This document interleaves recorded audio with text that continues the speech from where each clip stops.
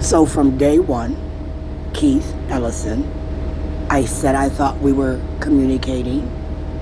You were using video. You were using phone, 1-800 numbers. I thought that under Barack Obama, you made a deal on my behalf using Bobby and Otis. You had Mary and Jackie plant the seed that I didn't graduate. You removed my education credits, you and Amy Jane Getz. I thought you and Amy Jane Getz had been stalking me and Michael Cooper Sr. probably since we got together and you and Bobby entered into college.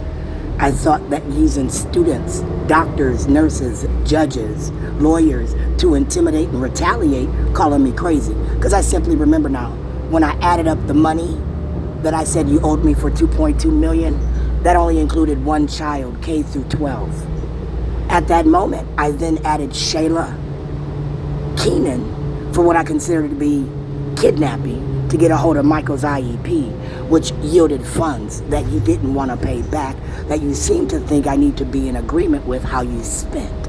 You know, like when I said you got the Northfield fix, you and Bobby began to build a couple common bonds. Bobby wanted me to sit at the table with him as if we were communicating appropriately about what I sued for. And again, if it wasn't for Barack Obama being your friend, I would have never thought the deal was made and money was put in your hands on my behalf. And as that money was put in your hands, I said you hired staff, and that staff began to monitor me. They began to show up, act on your behalf. You began to intimidate, retaliate, hurt me, my body, my mind, my soul, Keith. For what? Was it the 2.2 million?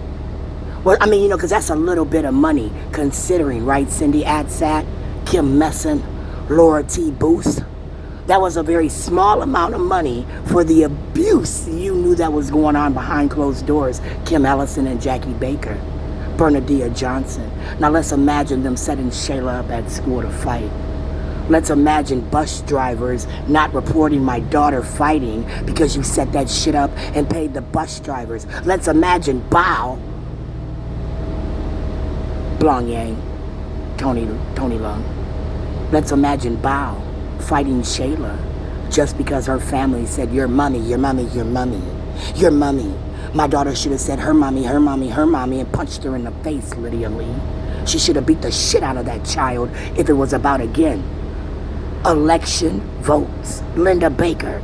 If it was about illegally monitoring my name via the service counter, where again, via people you paid to access my information, began to act on my behalf illegally, which was not in my best interest, put me in harm's way, directly caused bodily harm. And remember now, Barack, 2004 to 2008, I said you and Keith. 2008, my arm, you and Keith. 2008 to 2013, my teeth, you and Keith. You're an embarrassment to whoever the fuck you want to pray to in a dress. And that's all it will be for me. Religious abuse, domestically, where people like her might be, again, retaliating based on her superior skin, where she thought the money I sued for after the 417 mil times 2, 3, 4, 5, 6, 7, 8, making it what, 1 billion? Because you know that's what Jeff Storm said I was due under, who was it? Amy Jane Getz. As I got put in a headlock, body slam, Keith, did you and Bobby pay for that police officer? Was they handpicked by BLO cops? Linda Baker? Was they family friends? Libby, Mary Moriarty? I have good days and bad days. It started with Rapid Transit, the big tooth guy and the braids over talking me. I told the motherfucker he didn't know how to have conversations. Takes two. Correct, Keith?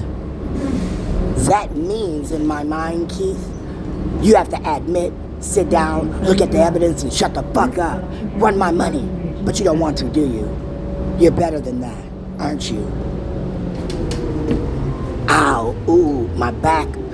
I would tell Doc, what's his name? Andy Weichman, the licensed practicing nurse.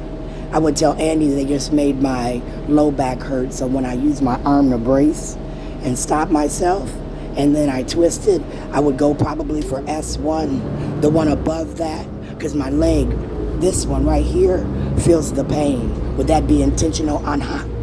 Would he be the bus driver that woke me up and said, you sleeping, get out the bus, get out the bus? Could he be that guy?